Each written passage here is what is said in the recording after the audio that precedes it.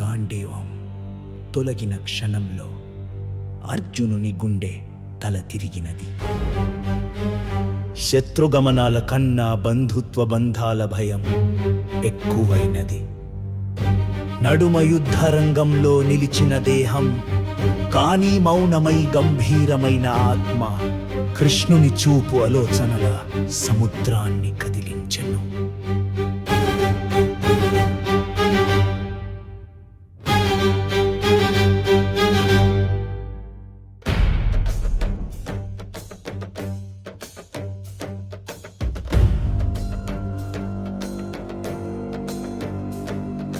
పాండవా, నీ శోకం భయానికి కారణం కాదు, అవివేకానికి తలపొలిక అంటూ మొదలైన గీతామృత ప్రవాహం, నదుల్ని మించిన తీరపు జ్ఞానం.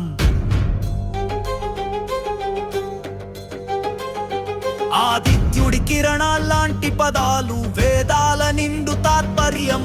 కార్మికుని కన్నీరు కూడా వీరత్వానికి మార్గం అయింది.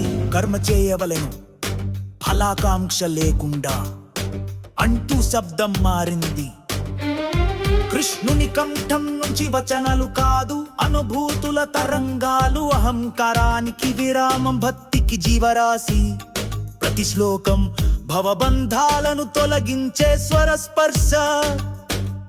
అర్జునుని మనసు కొండ మీద నిలిచిన మేఘంలా, కృష్ణుని జ్ఞానం మెరుపుల వర్షించే పరిష్కారం. ఇది యుద్ధానికి సిద్ధత కాదు, జ్ఞానానికి ఆత్మ పునీతి. శరీరానికన్నా శాశ్వతమైన చైతన్యం గొప్పదని స్పష్టత. శ్రీకృష్ణుని నామాన్ని జపిస్తూ శ్వాస ప్రతిగీతగా మారింది. ఆధ్యాత్మిక యోగానికి శివరూపణ, కర్మయోగానికి శాంతి గానం. భక్తి మార్గం, జ్ఞాన మార్గం, క్రియాశీలత, ముగ్గురికి సమాన దారులు. గీతలో ప్రతిపదం భవబంధాలను కూల్చిన అస్త్రంగా నిలిచింది. ఆత్మ శాశ్వతము, అది మరణించదు అనే వాక్యం కృష్ణుని గళం నుంచి వినిపించిన పరమోక్తి. శరీరం మార్పు మాత్రమే, ఆత్మకు తిరుగులేదు. ఈ వాక్యం మాత్రమే యుగాల్ని మారుస్తుంది. భగవద్గీత శ్లోకాల మధ్య గర్జించే మౌనం. అర్జునుని కన్నీటిలో విశ్వ సందేహాల విరామం. ఒక్కో శ్లోకం జీవనాగమనానికి దిక్సూచి. ఈ గీత కేవలం అర్జునునికి కాదు, మానవాళికి మార్గదర్శి. సర్వధర్మాన్ పరిత్యజ్య మామేకం శరణం వ్రజ. ఈ శ్లోకంలో కృష్ణుని ఆత్మకంఠం నిత్యానుభూతిగా మారింది. శరణాగతికి మార్గం, భయానికి ఉపశమనం. ఇది తత్వంగా కాదు, భగవద్వాక్యంగా నిలిచింది.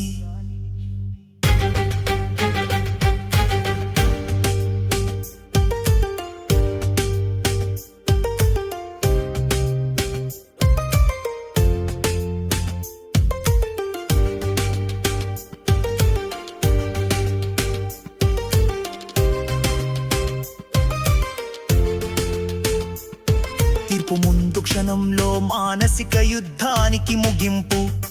కృష్ణుని సమీపంలో అర్జునుని జ్ఞానం సంపూర్ణం.